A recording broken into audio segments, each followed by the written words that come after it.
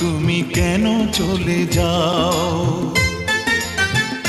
বাংলা সিনেমার এক সময়ের জনপ্রিয় জুটি বাপ্পারাজ ও শাবনূর 90 দশকের শেষ ভাগে 2000 সালের শুরুর দিকে এই জুটিকে ঘিরে দর্শকের আগ্রহ ছিল তুঙ্গে। পর্দায় তাদের প্রেম, অভিমান, হাসি কান্না যেন বাস্তবের প্রতিচ্ছবি মনে হতো। কিন্তু প্রশ্ন হচ্ছে, ক্যামেরার বাইরে কেমন ছিল এই দুজনের সম্পর্ক? শাবনূর ছিলেন সে সময়ের শীর্ষ নায়িকা, অন্যদিকে বাপ্পারাজও কিংবদন্তি নায়ক রাজ্জাকের ছেলে হিসেবে ইন্ডাস্ট্রিতে প্রবেশ করলেও নিজের আলাদা পরিচয় গড়ার চেষ্টা করেন। যখন তারা একসঙ্গে পর্দায় আসেন তখন নির্মাতারা বুঝতে পারেন এই জুটির মধ্যে আলাদা একটি আবেদন আছে। তাদের অভিনয়ে কয়েকটি সিনেমায় প্রেমের দৃশ্যগুলো ছিল স্বতঃস্ফূর্ত, সংলাপ বলার ধরন ছিল প্রাণবন্ত। অনেক দর্শকই মনে করতেন তাদের রসায়ন এতটাই বাস্তব যে নিশ্চয়ই ক্যামেরার বাইরে রয়েছে বিশেষ কোনো বন্ধন। ইন্ডাস্ট্রির ঘনিষ্ঠ সূত্রে জানা যায়, শুটিং সেটে বাপ্পারাজ ও শাবনূরের সম্পর্ক ছিল বন্ধুত্বপূর্ণ, প্রফেশনাল। শাবনূর বারবারই কাজের প্রতি মনোযোগী ছিলেন, বাপ্পারাজও চেষ্টা করতেন নিজের অভিনয়কে উন্নত করতে। অনেক সময় শুটিং এর ফাঁকে তাদের হাসি ঠাট্টা, গল্পগুজব দেখা যেত,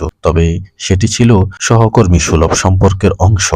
কোনো বিতর্ক বা প্রকাশ্যে মনোমালিন্যের খবর তখনই শোনা যায়নি। তাদের জনপ্রিয়তা যতই বেড়েছে ততই গুঞ্জন ছড়িয়েছে দর্শকের মনে। প্রশ্ন, তারাই কি শুধু সহশিল্পী নাকি এর চেয়ে বেশি কিছু? তবে দুজনের কেউই কখনো ব্যক্তিগত সম্পর্ক নিয়ে প্রকাশ্যে কিছু বলেননি। শাবনূর একাধিক সাক্ষাৎকারে জানিয়েছেন, সহশিল্পীর সঙ্গে তার সম্পর্ক সবসময় কাজ কেন্দ্রিক। বাপ্পারাজও বিভিন্ন সময় বলেছেন, ভালো স্ক্রিপ্ট, ভালো সহশিল্পী পেলে কাজ সহজ হয়। সময় বদলেছে, বাংলা সিনেমার ধারা বদলেছে, ধীরে ধীরে এই জুটিকে আর একসঙ্গে দেখা যায় না। শাবনূর ব্যক্তিগত জীবনে বিদেশে বসবাস নিয়ে ব্যস্ত হয়ে পড়েন, বাপ্পারাজও অভিনয়ের পাশাপাশি অন্য কাজের দিকে মনোযোগ দেন। তবুও পুরনো দিনের সিনেমা প্রেমীদের কাছে বাপ্পারাজ শাবনূর জুটি এখনো নস্টালজিয়ার নাম।